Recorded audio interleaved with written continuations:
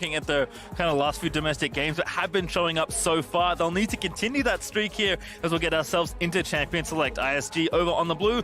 We'll start by banning Jace. Yeah, absolutely. And just throw back to the first time these teams played. It was a big carry performance coming out of Zeros that was able to secure the victory for the Phong Buffalo. He was playing Silas. That's another champion that I would like to see get removed off the table, because just rotating around the map, he kind of ignored Bugax in the top lane and just destroyed the rest of Isurus game. Yeah, you don't want to give talented players a champion like Silas, who can be so aggressive and creative. Rek'Sai, though, the first ban for PVB, followed by Karthus, so targeting some jungle picks here for Oddie. But also, as you kind of asked for, there is the Silas ban as well. Yeah, and I think Karthus is just, you know, the Group A special right now, because the bloodiness in this group is so incredibly high. So getting rid of the snowball potential from Karthus, who's already such a terrifying mid to late game jungler, not to mention the fact that his clear speed's still up there, and Oddie as well as Kirei, two of the better Karthus players in the play-in stage, just makes it such a smart ban for a couple of these teams. Would like to see them potentially go towards Slow's champion pool, I was going to say, because he's the other member, I think,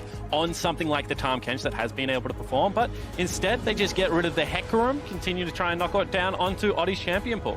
Also see Aurelia banned away. Saya played that in the last game to great success, but Galio has been so popular all group stage long, and that will be the first pick overall. Yeah, absolutely, and we continue to see Galio with his 100% presence. More picks than bans, but has just been such a safe blind for these teams, and adds that 1-3-1 global presence, as well as an incredibly potent laning phase with legitimate kill potential on multiple lanes. I really like where Galio is at the moment, and you know, we already talked about Slow's potency in this composition. Think that that adds more to, you know, the Warangula Slow going up against Pig, Goro, and Pallet. We've certainly seen a pretty wide array of different solo lanes already from Phong Buffalo, but keeping it standard with the first pick, they'll just take Jarvan, presumably for Meliodas, but they do have some flexibility. And there is Varus for Big Goro, who's, again, as you mentioned, kind of surprisingly shown up on day one. Yeah, and that's an interesting pickup. I was going to say the interesting thing that you can do now, right, is you either mirror the 80 carry jungle pickups, as that PVB's gone for, which means that you are sacrificing some strength in your solo laners, because all of a sudden they can start to be banned away, especially in this flex picks.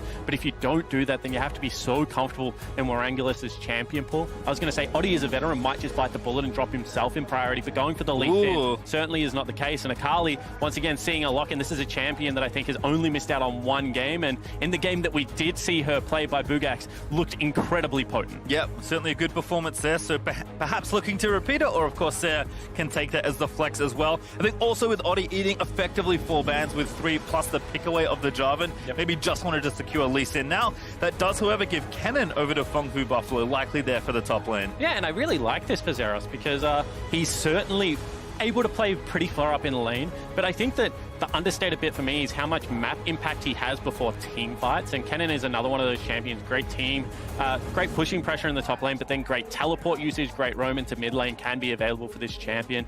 Not to mention if teamed up with Meliodas as Jarvan, just a very potent gank squad. So I think they're continuing the trend of what gave them success on day number 1, that, you know, very strong early game side of the map, and allowing Big Goro and Pallet to do their job in the team fights. Well, as you mentioned, we expected Orangulus to lose some picks, so Kai'Sa will be the second ban, or the next ban here for PVB in phase 2, and normal loser champion LeBlanc getting taken away there. Yeah, I'd also like to potentially see the Ryze get hit. Both of these champions have historically done pretty well into the Akali matchup. Just anything that is able to kind of keep her at arm's length while she's going for the auto weave with the passive, where so much of the power of Akali is currently hidden. And this has to have been seen a mile away from the Isurus gaming lineup. I don't think it's any surprise to see a Kai'Sa as well as Kalista get taken away. They want to be able to play pretty standard in the bottom lane, I feel like Phong. They would be confident if Big Goro and Pallet come out of the laning phase with even or ahead, that they will get more done around the map in that skirmish phase. Actually, Tahm Kench going to be the pivot, so Ryze will be left open, at least for the time being, as Pallet will lose a support for their 2v2. And this makes a lot of sense to me, because, you know, you can't hit 80 carry, but you can take away the best support that pairs up with something like Varus and make him susceptible to Oddie's gank. You know, if you're going to get rid of all the 80 carries on the side of Phong Buffalo, you know, put some pressure on the bottom lane, you do have to be able to protect them in the draft phase, and especially if this is what they were going to go towards, picking the Ryze up for themselves. You know, don't want to ban away your own champion pool. So I think that's a really nice draft adaptation. I mean, could have been a pick here, but kind of tricky with the selections already. There is the Ryze picked up for Isurus. Braum also the obvious one, and Tristana pretty quickly locked in. Yeah, absolutely. So obviously a second tier 80 carry there, but something that's very comfortable for Angelus. always was going to probably be a Braum pick out of that pick ban phase, because you don't take, when you're on red side, you don't want to give up both solo laners before you see theirs. Like, kind of the ultimate trump card is that last pick solo for the ultimate counter and to round out your composition. So, that's once again, I've been impressed by Isurus Gaming. I'm really impressed with their kind of mentality and the experience they bring. And even though they had the disastrous 0-3 start, the ability to now fight back into this group is available to them. If they knock off Phong here, does really mean that anything can happen in terms of results. Yeah, again, they kind of need to win out, I think, to have the best shot at finishing there and getting some of those tie breaks on the board for themselves. But hey, I mean, yes, PVB, I think, still the favorites in the group after one day of play, but got to start somewhere, and that's going to be this pretty good draft, as last pick is Zoe, actually, for Null, who already used that pick to great effect against the Paul Bombers. Yeah, and this exact combo, I think, was a combo they used against the Bombers, the Jarvan as well as the Zoe, and being able to open up the River Highway. And that's what I was going to say. For Vongfu, it's not just the fact they're 3-1, it's how they won their games. Like, they won their games in emphatic fashion, and did look to be at multiple stages of the game not only the better, skill checking, like high micro opponents, but actually have a fairly good idea how to close out, which has been kind of the struggle of Fenerbahce and Bombers. So would like to see Isurus Gaming try and challenge them in that early game and really ask the ultimate question, which, Bombers weren't able to do. And, looking on the flip side of this combo, you're playing with an Akali Lee Sin, so you can fight the 2v2 if you want to, and certainly not something I'm used to seeing Seiya play. Historically has been much more of a control mage player, but does bring that level of pretty good skill when it comes to these finesse champions. One of the nice things about solo lanes right now, you do have so many different options, whether it's assassins, whether it's control mages, even tanks, I'm sure, can be played in some of these areas. We've seen some Nautilus mid, although albeit not really a tank in that situation. Yeah, so I want to check out a couple of things. So they're playing Rise into the Cannon. That's a really good matchup for Bugak. You're going to notice that he's gone with the Phase Rush for the trading patterns. Zeros still going with Kleptomancy. You can get some good farm going early game before those points into a Rise's Q come through. But the important one is Seiya's gone Electrocute. This means he's looking for that kill potential. Has the cleanse up and available, so if he tanks a bubble, he can still go for the executes. And I think a lot of this map is going to be heavily dictated around who gets priority mid lane, and whether it's going to be, Null pegging bubbles at Seiya underneath the turret, or whether it's going to be Seiya opening up the map and being able to rotate around. And as always, when we look to early game situations, we have to look at junglers. Lee Sin versus Jarvan, certainly more of a throwback jungle matchup, but we have seen these champions already. There's actually an early sweeper here from the Phong Buffalo. Will take down that ward next to the Pixel Brush. So that's Melee there, starting with the early sweeper, gets the CS, and most importantly, denies that vision. Yeah, a little bit surprised it didn't go over to Null, because I still believe if you get the first little bit of experience off the ward, then you can pick up level 2 on wave number 1. So would have liked to see that one given over, but in saying that, denial of vision level 1, creating any form of, if we can start in 3 lanes and solo out of camp and create doubt of where Meliodas is, kind of becomes a nightmare for Oddie. To find the jungler of Phong before damage can be done. And again, as I was talking about junglers, as far as influencing the early game, I think we have to look at both supports for these teams as well.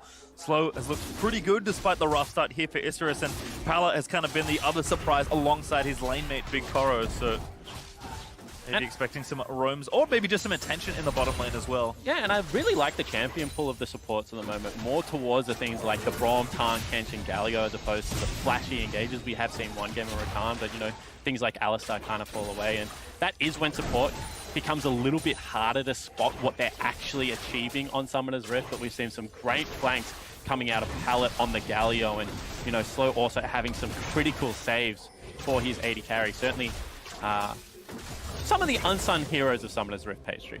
Often as level 2 pretty early here for Isurus, but looks like Big Koro and Pallet just going to play safe and get these last few creeps and not feel too miffed about it. That does give some room here in the bot side. Melee trying to finish the crab, is forced to smite it. Oddie was going to seal it with that Q. And I like that from Meliodas, because able to do double clear into bottom crab guarantees himself the level 3, also double scuttles, and this is just more of what we were talking about, opening up the river, making sure that you have burst rotate everywhere. Mid lane priority, Soke, push the scuttle crab back towards mid lane, so even bottom lane rotating up isn't really going to affect anything there. Even though top and bottom lane looks to be pushing into Phong, the fact that Null will always be able to leave his lane first does create a pressure point for Meliodas to be able to play around. Well, so you check in here in the top lane. As you mentioned, Klepto there for Zeros, trying to get some value, but for now, it seems like they're staying pretty even as far as that farm goes. And this is kind of what you want as Rise. Really is first shop coming in when you get access to the full mana pool that you're going to be able to look to bully. Range-wise, this is a very good matchup for Rise, being able to empower, root him out of his ultimate and things like that. Very easy transition into things like Merc Treads with a Phase Rush means that very low kill threat going to be coming across. And that's kind of where Meliodas must be the trump card, you know, being able to lock down the highly, you know, mobile in terms of just running way of the Rise and try and swing that matchup so Zeros can free himself up and get around the map and have better team fight impact. Looks like Slow just hanging out in this brush here in bot lane for now, but I think Orangulus just trying to safely trim the wave. Division has been dropping a little bit, although they do still have that ward. And as you said, Spawn, Meliodas already up towards the top side, going to sneak into this brush. He's just doing a really good job right now, Pastry Time, of protecting his lane. Because you have a look what's happened. Zeros has the wave frozen just off turret. We'll be looking for probably a first shop here, so he's just shadowing up into Fog of War, making sure if there is any gank, they're going to have bigger creep wave as well as counter gank potential. Oddie could have been up here, and they'll just recall together. That's just, you know, effective use of his time as his jungle is just starting to recall, and it's kind of the small things that are netting Phong through the advantages right now. And all those little advantages can add up. A reminder that the stakes here for Isurus are very high. They will be eliminated from the knockout stage of play-in if they lose. That, of course, will hold true for this game and their subsequent ones, but I mean, it's just one of those situations where a team with a lot of experienced players, a lot of veterancy, if you can just dig deep and play one game at a time, that's all you need to at least maybe force a tie for yourself. And once again, Meliodas has been able to spot out exactly where Oddie is on the map, ensuring that his lanes can play freely. See whether, once again, mid lane priority unlocks another Scuttle Crab towards him, because bottom is rotating up for potentially a fight here. Oh, Oddie actually got that as well, and now they're going to go in onto Meliodas. North here, but the flash already out for the Jarvan. Oddie is going to follow. There's the flag and drag out. Now North forced a real flash away, but he does get the sleep down. The bottom lane rotates in, and that's Big Cora with the first blood, as the next blood is going to come in pretty swiftly as Slow does get slow, but Big Cora over the wall instantly as Phong Vu Buffalo spring to life for the double kill. And Null, the MVP of that fight, dodging out of every damage, landing crucial bubbles. Warangulus potentially under some fire here, will just hop away. But once again, that mid-jungle duo for Phong Vu just coming out trumps. And that's the thing, we kind of thought that Null maybe wouldn't get too many more looks at Zoe after the first performance he had. As far as, you know, pairing together with your jungler, Zoe is one of the best champions in skirmishes and kind of making them pay with that early double kill for Big Cora, who once again is a recipient of some early gold. Yeah, exactly right. And that was kind of the one lane where you could see Warangulus and Slow continually had push pressure using the Galio. So they get first rotate here. And it looks like Meliodas has made a mistake. Will get the Slow, will get the full satchel explosion. But this play here, where just full paddle star into the sleep, picks up first blood for the 80 carry-in. Seiya has just had no priority in his lane, no gank availability as of yet, which means that when he's rotating to the fight, he's a level 5 without ultimate and with no health pool available to him. So effectively they're fighting the 4v3. Quicker rotation could have been the key for Isurus Gaming, but Phong Vu play it very well. Yeah, priority just was not there, and Seiya, he will get the lane pushed up. He has gone back and finished up that Hextech Revolver as that first key item, but still looking for that level 6, although he is actually ticked over right now. Yeah, and pretty interesting choice of itemization there, Pastry Time. Obviously not going to be able to afford the Cutlass, but when you go Electrocute as well as not Cutlass first, your sustain options are very limited. Remember, the change to Akali that kind of brought her back into line is you no longer heal off your Q, which means that until the Gunblade is built up, he's going to struggle against a heavy poke lane in the Zoe. If the all-in doesn't go his way, this lane could get very ugly very quickly. Yep, still has his cleanse and flash ready. Null did use his summoners in the last exchange that netted the double kill there, but we'll see if he can kind of get out of the lane right now. Finally starting to get some push pressure as Oddie also will make his way down to this lane. Yeah, no level 6 available yet for Big Cora or Pallet, so still have the window to be able to make the play. But I think Warangulus and Slow kind of give that one away. They're playing very far up a lane in which they're 2 kills down now, not kind of taking a backward step. And this is just giving Meliodas, once again, a lot of time. He's got full control of topside river. Ward spots in, but there's the door up. Stun almost going to connect. I mean, Pal's got 2 sums. He's not afraid there. Yeah, that was really telegraphed. And now it's going to mean Bugax is under fire. Zeros though going to go in. Cataclysm going to follow in for the dunk. Bugax forced to flash away, but the last shuriken, not quite enough it is. With the challenging smite, it's Meli that grabs the kill. Yeah, it certainly is. And Meliodas right now is just putting on a jungling clinic over Oddie. Everywhere he goes, he finds success. perfect weak side play coming out of Big Coral and Pallet as well. And this was one of the lanes that they needed to set up for success. When Bugax plays well, when he's not that liability for this team, they have been able to win games. But, you know, already Oddie spotted bottom side.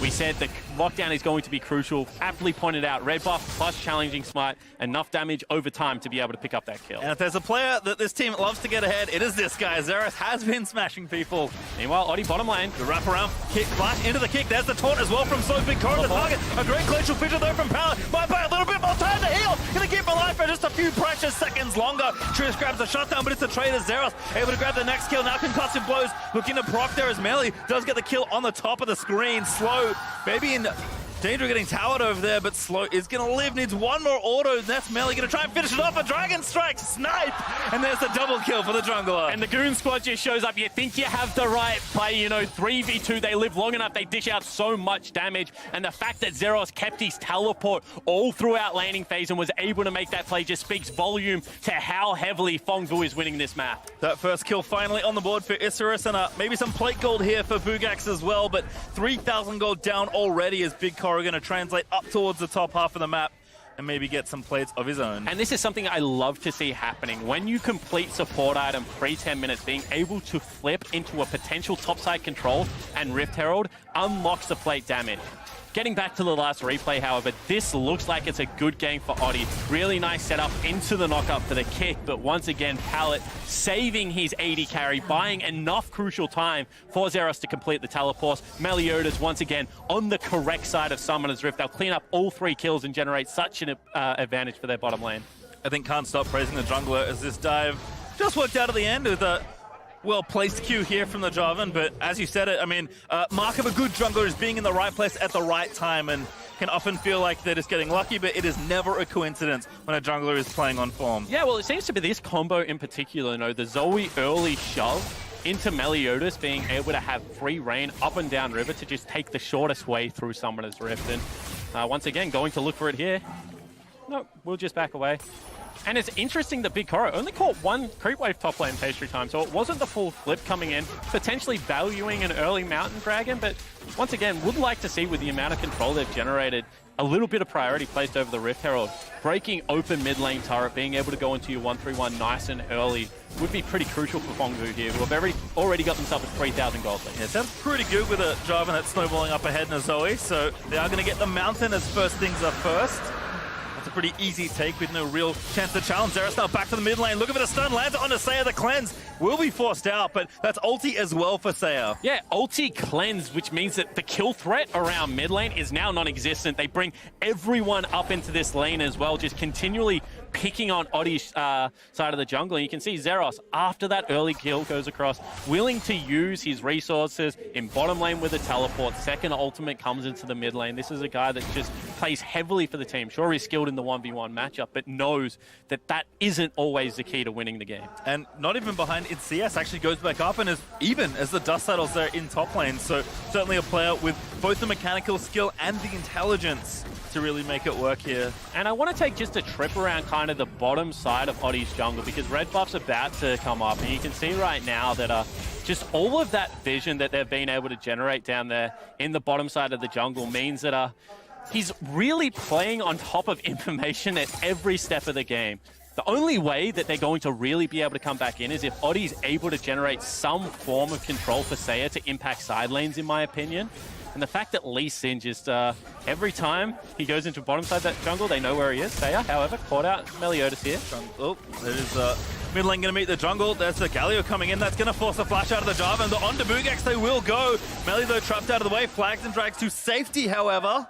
But that may give the Rift Herald over to Isurus. Yeah, and that's a really nice early game rotation. However, Bubble does land, and you can see already Big Coral and Pallet have made their way into mid lane. The fact that Isurus Gaming now have to exit through top means that either they can siege up mid or just look to match one more time.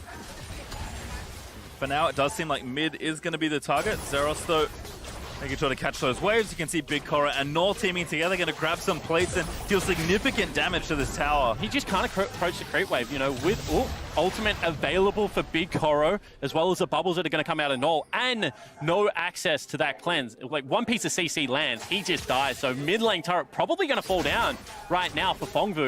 And we already mentioned how crucial this could be to opening up the map. Oddie even coming to try and defend this one. Maybe they look for the fight. Slows here as well, but the bubble lands in. They're going to try and get the angle, but Bugax correctly blocks for his teammate. And this is a disaster. I mean, defending the Rift Herald in the way they did just meant that Big Horror and Null has been able to siege down this turret. They've taken 4 plates off it. And, you know, we said the use of the Rift Herald to break open mid lane could be important. Well, how about just breaking it open without the Rift Herald even being threatened pastry time?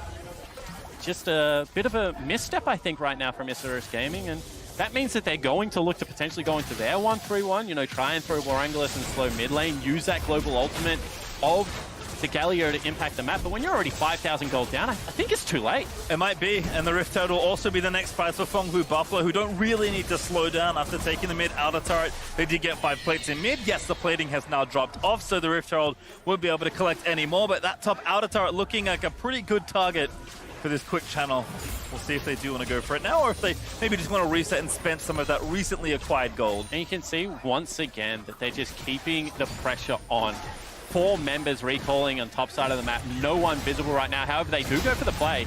Out though is going to put the door up and dash away after the Glacial Fissure. Back to Big Koro. TP coming in. They actually want to go for a Cataclysm down. Zeros TP through slow, getting poked down heavily, but no commitment there for Phong Buffalo. A couple of resources expended, however, they do get the teleport out of Zeros, which is crucial. The reason they didn't want to look for that fight is Null just wasn't there at all. It's going to be a genuine 4v5, so they smartly back away. They kind of have, you know, multiple avenues of winning this game, so not looking for the high-risk plays. And, you know, even though they have 6 kills at only 15 minutes of the game, this is kind of the most calculated, slow we've seen Phong Buffalo play. And Isurus Gaming, for now, just letting the pace of the game kind of be dictated to them outside of that last play. You know, they did look for the teleport. But, once again, they really do just need time here on their Akali, on their Rise to be able to threaten these side lanes. Oh, that's a misclick. Yeah, unfortunate there for Bugax. Not where you want to be channeling it, but I think the question is, you know, do they have time? I mean, the lead is already massive here for I'm going to say no. I mean, that's what it looks like, right? Yeah, I mean, you hate to call a game before it's over and everything on the line for Isurus Gaming right now, but from what I've seen so far, this looks like one of those games where you're outclassed. You know, Oddie and Saya, we put the microscope on them to be able to dictate terms of the early game. Well, that certainly has not been the case. Meliodas and Null have done that easily. And now the fact that they're just rotating Big Coral and Pallet around the map and, you know, continuing to knock down structures against a team that has pretty limited wave clear does become a difficulty. He's going for it here, just wants to defend the turret for now. Slow aftershock going to keep him very healthy, but that will buy time for at least another Rift Herald charge. They're still going. Phong Buffalo going to make it 2 turrets real quick here in the bot lane. And once again, the lack of wave clear just means that this is very dangerous. Mid lane being pushed in, bottom lane all the way to the inhibitor turret. They have recalled 2 members, but that's an uneven trade if you've ever seen one. I think that's kind of the state of the game at this point, looking very uneven. As we've talked about, Phong Buffalo, such a good team at applying pressure early, but I think it is nice to highlight that, yes, they are very talented players. Yes, they can play very aggressive League of Legends, but they don't need to just storm into your base and outplay you at every turn to get a lead. They can play a bit more of a calmer for them style of League of Legends and still come out looking very impressive. And I mean, you have a look at the areas of Summoner's Rift they're being able to control. First and second drag, they're able to pick up Rift Herald. You know, they're able to get the first turret for themselves as well. And all of that just generated off, you know, what is pretty good vision in the early game and access to the river. Zeros now potentially in some trouble. Does flash, very respectful there from Kennen. Burns the proto belt as well, but is out safely. Here's Oddie looking for attempt number 2. That is, however, against kind of the flow of the game, having to burn key summoner spells in an area where potentially you're looking to teamfight within the next 5 minutes. You know, things like Baron coming up could be a crucial factor here. It is little and, you know, probably ultimately isn't going to cost them this game, but an area that you would like to see Zeros clean up, you know, when 4 members are showing on bottom lane, can't really have that happen. And Bugax will get access to a turret for it, but once again, you know, you're looking at this current state of the game and even things like scaling taken into effect. I don't really feel like Phong are on a clock here. I feel like they can play this one out pretty standard, pretty methodically, and not run into too many problems. It becomes, you know, the creativity of Isurus Gaming. Maybe it's using the Rise ult to also get Saya into a lane, you know, try and take down Zeros now that that flash is being blown. Because otherwise, you know, in a 1v1 situation, I just don't see either of these side laners being able to bully hard enough to get the map control they need. Yeah, I think something like Galio using his ulti, although again it is Phong Buffalo that are at least starting this little play. Orangulus will back up to the turret. And they've got 2 minutes to use the Galio bottom lane, like as aggressively as they want, right? However, as soon as Baron is up available, Meliodas is tanky enough. You know, you've already got yourself the Blade of the Rune King going into Ginsu's for the Varus. They're going to be able to shred through it quickly. So you don't want to spend too many resources bottom lane. That's why I think it's like, you know, when Bugax's TP is back up and available, probably get Saya down there, maybe get Oddie down there, use one of those champions to try and open up the map. But you can see Zeros, once again, just respectfully goes, takes himself a Rift Scuttler, gets his weak side wards to make sure no rotation is there. This is a guy that understands his role in the split push, and instead they're going to look for the strong area in kind of big Coral and Pallet one more time. It looks like Oddie up here for another game. Yeah, the other duo lane, it feels like Meliodas and Null back to their old tricks here in top lane. Slow will get tagged by Winter's Bite, but no aggression under the turret or anything like that for now. Again, Phong Buffalo happy to just play things out nice and steadily, given how much of an advantage they've already built for themselves. And you can see kind of how concerned they are about this topside control. And once again, Zeros just backs away from his turret, lets it go down, but there's no way that Oddie and Saya can ever rotate the top lane quick enough. Pushing in even deeper now, trying to just deny that vision, and potentially now, I mean, moving back towards mid lane, that's a little bit strange to me because they did spend so much of their time investing in this control. Potentially, once again, just looking to extend that ward line into the forest of Isurus Gaming. You can see Meliodas going to take away the Wolf Camp. Big sweeps there with the lenses through the jungle to make sure all the wards are gone. And Big Koro also fancying himself some sort of tussle dive onto slow here, started by the Jarvan. There's a knockout there from the Justice Punch. It's 4 now for PVB. Looking for Orangulus. Good knockback there, but I think that's not enough. Gonna have to cut back towards the bubble. Almost gets the last crit for the kill, but it will go over to the Varus. And once again, just the patient play leads to an advantage for Phong Buffalo. They're able to get the teleport out of the top laner at the same time, which is crucial. Zeros is not available and they still win the trade. Now Saya, once again, tries to get access to the river. He's in trouble. So late to the play here. He's got his jungler behind him, but it's 3 already for PVB, roaming in with Zeros. Shortly on the right side flank, the Cataclysm starts. The Galio ult will protect him. Meliodas are gonna stay around for a little while longer. They want a kill here if they can grab it. Again, another good knock up. Zeros there with the ulti, channeling the Maelstrom, and Oddie gonna go down to Null. Saya also incredibly low as Phong Buffalo can do no wrong. And time again, they are just reading the state of the map better. Saya feels like he must help his team, but it's a 1-for-2 ult trade. And you just cannot go that way to the top lane fight. When a team has spent so long, actually, top lane, hanging out in the brush, he shouldn't have been in. There's yet another kill for the Buffalo. That's what I was going to say. When the team has spent that long controlling your topside jungle, you either have to go back through your lane or just cede pressure to the tier 2. You cannot contest these objectives, and ultimately, it might cost them a Baron. 21-minute Baron now being started for Phong Buffalo. And it looks like with Oddie coming back off the respawn and going the wrong lane for now. Saya and Slow will see what's happening. There's also a ward on top of the shrine, but that's going to be bound by the looks of things over to PVB. Jungle are so far away that at that point, Isurus, I think, just said we have to give this up. Yeah, absolutely right. You know, now it gets out towards an 8,000 gold lead, and there's not all that many positives to look towards. You can say that Tristana getting towards 3 items has the potential to carry a late game team fight, you know, draw a bead passive, all the positives we always talk about towards the scaling. But then you just see the threat that she's going to be under. You know, this Jarvan's so fed, and Orangulus kind of starts this off by extending for farm. He feels safe because he has slowdown here, but once again, 4 members being able to rotate quicker. Oddie looking for the play onto the cannon. That's why it's so dangerous. They have to teleport away from there. And kind of the real disappointing thing for this is, you know, that's an adequate trade. You don't like it, but only one person going down is acceptable. Saya's rotation into the river kind of was just a silly play. It burns 2 ultimates. Now the threat of the Akali is gone without the R going to be available. And Zeros and Meliodas just time the CC and knockups very well. Oh, another good chain of CC onto Oddie, who tried to get something started with his ultimate. You have to think the Q not quite enough, but it's close. As Meliodas looking to keep the play alive onto Slow, gets the next tap. Cataclysm, there's the stun from concussive blows in the Realm of channel, but it's far too late as Bugax will get out, but he's not so lucky for his support. And that's going to be another bubble landing. Saya has to cleanse Pastry when you're losing 2v5. when the 80 carry and support are just able to stand and deliver, the game's gone to hell. Now they, however, go into Zeros looking for his own 1v2, gets the first play of the ult, not enough for the execute, as Bugak's now going to keep chasing down. Lightning Rush going to get him out, and that's enough. Bugak's can't find him, and that's the inhibitor cracked in mid as well. And frustration on the face of the top laner of Isurus Gaming. This game nearly might be done. They're going to continue their push. I mean, why not? They've just snowballed so well here. Have the Phong Buffalo.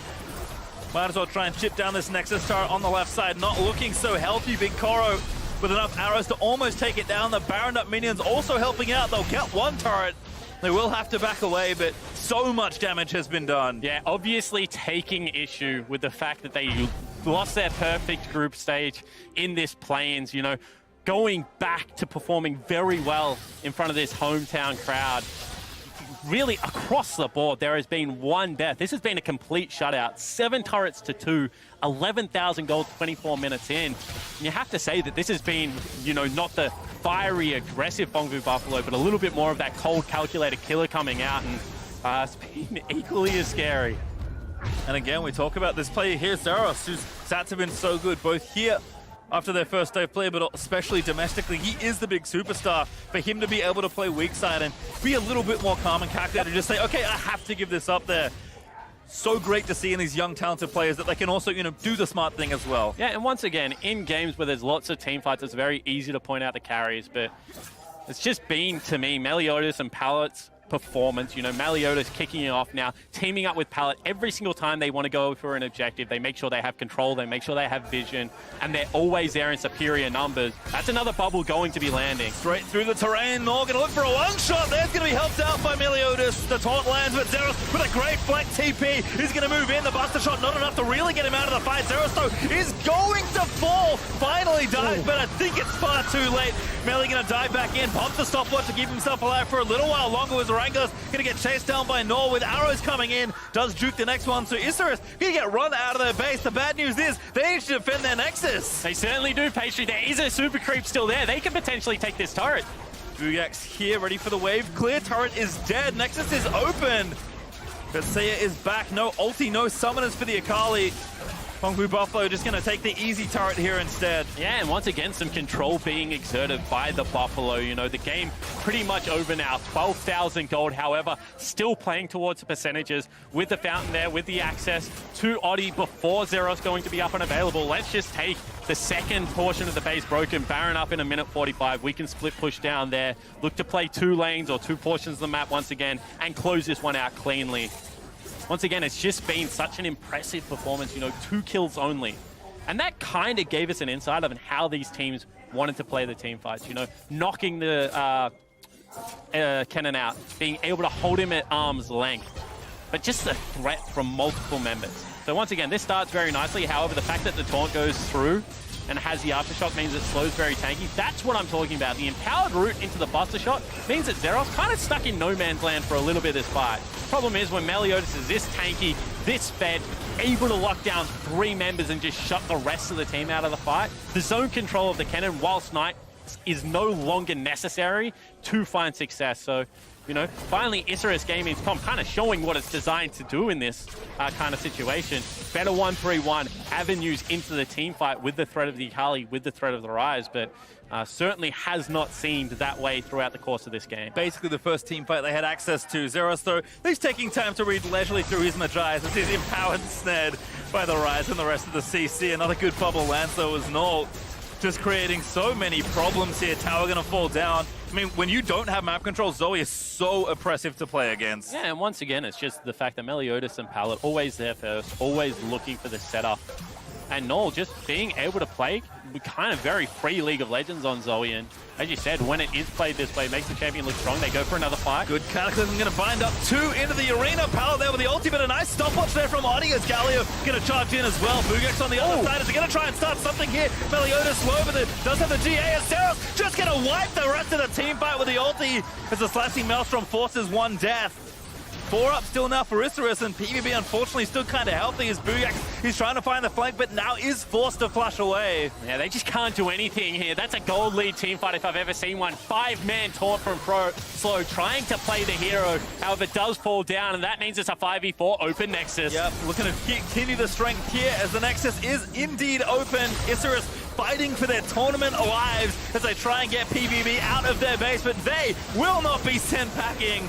It's going to take down the rest of the squad. They'll get the kill on the Bugak. They'll collect 3, and they'll collect the Nexus at the end of it all as well. As Phong Blue Buffalo back to fighting form in just a few moments. Yeah, exactly right. Kind of a little bit of an inhibitor respawn troll. However, with 30 seconds still on death timers, this should be it. All right, just a little interlude there before the finale, and Phong Blue Buffalo have made it look good all game long. And just put the rest of Group A on notice, right? You know, we showed signs of mortality in play-ins. However, that is not going to be the case. Such an emphatic victory for the Buffalo, and, you know, top to bottom, impressive performances. You know, 1 kill for Zeros, 1 death for Zeros, 1 death for Big Koro, but pretty much flawless play everywhere else. I mean, for a team that we imagine to be so explosive, certainly more solid than stylish this go around, but impressive nonetheless from the Phong Vu Buffalo, who look to cement their place as the best team in the play-in stage, not just in this group. They'll take it at this point, and as you said, probably feeling a little bit bitter after their loss to Bombers yesterday. So they're going to shoot back up to 4-1 and say, hey, we dropped 1 game. That's all you're going to get from us. Well, that's what that looked like to me. It looked like a team that was frustrated by a loss, and they just unfortunately hit the next opponent they had as hard as they could. And once again, it was more of that cold, calculated, rotational, taking smart play that made the game look like a shutout, almost from, you know, the first double scuttle take. Unfortunately for Isurus, that does also mean that they cannot make the knockout stage from this stage, and the tournament still has some games to play out in the rest of the day, but that does take some of our tiebreakers away. Yeah, it certainly does. Means that they can ultimately play spoiler as well coming into their last game of the day against the Bombers. But, I mean... That's never happened to us at an international tournament. Yeah, definitely a disappointing performance for the Latin American squad. They came in with pretty high expectations. I really like the mettle of this team. Unfortunately, however, not up to the challenge. And kind of the guy getting all that work done was, of course, our player of this game as Meliodas. I think we sang his praises pretty highly all throughout it, but he just controlled this game from minute 1 to minute whatever the 25, whatever the last one was. Yeah, absolutely. And I mean, I think the whole differential at 15 minutes really tells the story of like how this early game went. And Oddie, who I thought was going to be the catalyst for a lot of the early game players, you know, Lee Sin plus Akali should be able to get some things done around mid lane. Well, it was just, you know, never going to happen with how the early game pace of the game was. Then went up top, saved top lane, and kind of just ran the pace of the game from start to finish. So what you want to see, if you're an on-form team, is a nice smooth Goldgrath cruising towards victory, and at some point that's kind of the switch that we felt was flipped. PVB were like, oh, we've got a lead, we know how to win from here. A team that's certainly showing that you not just have to beat us individually, but you have to beat us and our teamwork as well. Yeah, and that's really, you know, impressive to me. Honorable mention to Zeros, because I felt like he was picked into a counter matchup there. You know, Ryze was going to be able to dictate the pace of that lane. Got 1 gank, transitioned that advantage then into bottom lane and mid lane instantly. You know, teleport into bottom lane, cleaned up the 3-4-1, then straight into mid lane, got the cleanse, got the ultimate out of Akali, really moved any threat at around that level 9 stage. So I like the way Zeros played the map, but certainly, you know, kind of the driving force behind how explosive this Buffalo lineup has been their jungler. And again, Noel, I mean, we can throw credit kind of to everyone because it was such a solid game. And with that, coming up next, we'll see if the OPL's Bombers can keep the win streak going as they face off against Fenerbahce.